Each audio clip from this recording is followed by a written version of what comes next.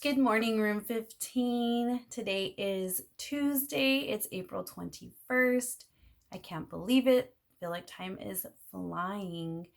I hope you enjoyed yesterday's reading with Mrs. Aceves. That was a special treat, and I hope you really enjoyed it. I know I did. And today we're going to continue with Mrs. Patty is Batty. Let's see what's going on with AJ and his friends.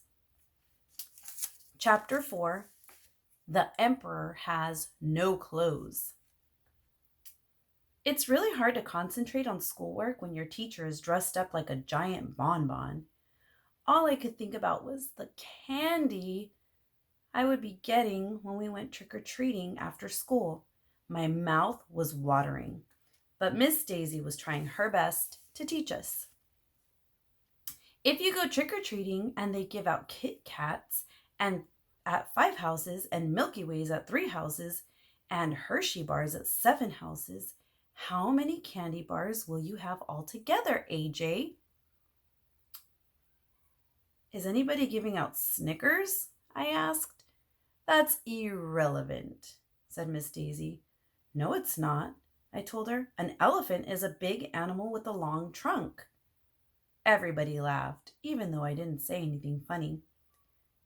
I hate Snickers, said Neil, the nude kid. My favorite candy bar is Three Musketeers. Let's try to stay on task, shall we? Miss Daisy said. Teachers are always telling us to stay on task. That means we have to talk about boring stuff instead of interesting stuff like candy bars. I like Twizzlers, said Ryan. Twizzlers aren't candy bars, Michael said. They're licorice. Ugh, licorice is yucky, said Neil, the nude kid. It gives candy a bad name. I agree. We went on like that for a while.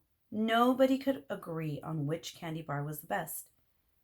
After a while, Miss Daisy gave up trying to teach us anything. I feel her pain. Halloween is a very hard day to get a lot of teaching done. All this math talk is making me hungry, she said. We were all excited to march around in our costumes, but Miss Daisy said it wasn't time yet. Finally, after 1,100,000 hours, an announcement came over the loudspeaker. It's time for the parade, Mrs. Patty exclaimed. Please bring all classes to the playground. Yay! Everybody yelled. Miss Daisy told us to line up boy, girl, boy, girl, boy, girl. I think she does that, so each of us has to be next to somebody we hate. I had to stand behind annoying Emily, the queen of crybabies. We marched in single file to the playground. The whole school was out there in their costumes. It was cool. Even the grown-ups were dressed up. Miss Hannah, our art teacher, was dressed up like a famous artist named Picasso.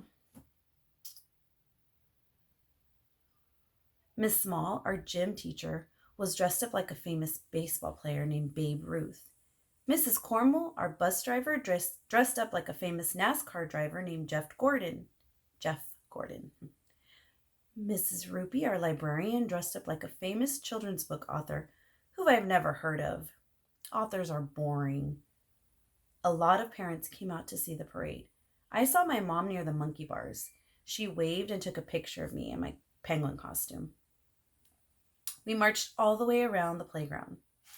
I thought that would be the end of the parade, but then we had to march around the playground again. It was starting to get boring. I was starting to sweat in my penguin costume. You guys want to see the parade?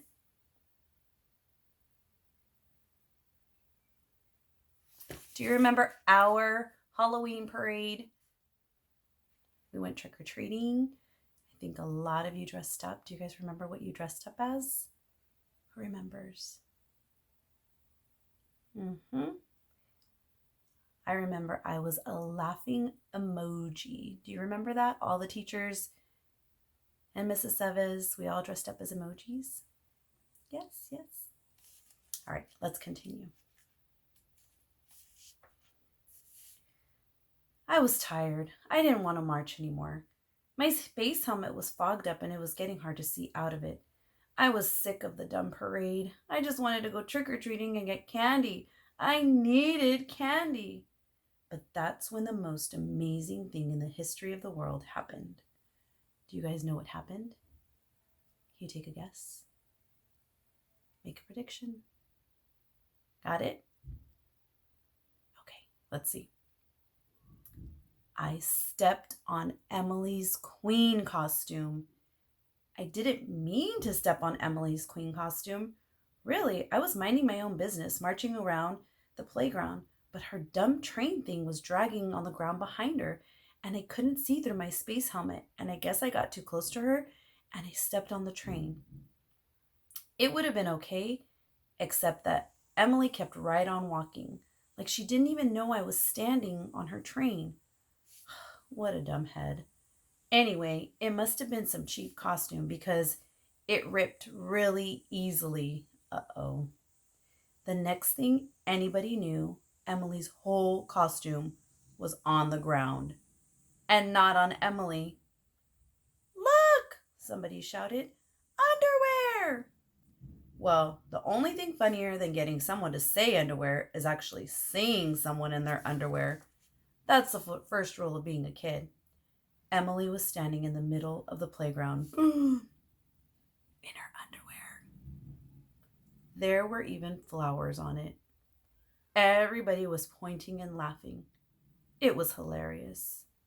A real Kodak moment. And we saw it live and in person. You should have been there. I don't think that was very nice of AJ, do you? Me either.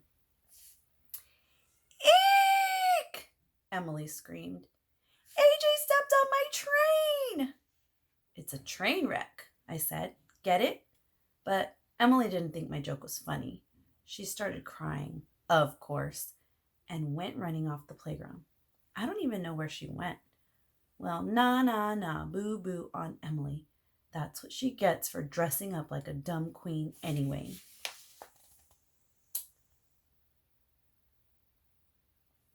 I don't know, guys. I feel like AJ's gone a little too far. He's being a little mean. Let's see what happens tomorrow. Chapter 5. I rule the school.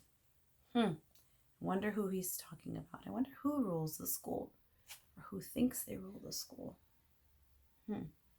Think about it. I'll see you tomorrow.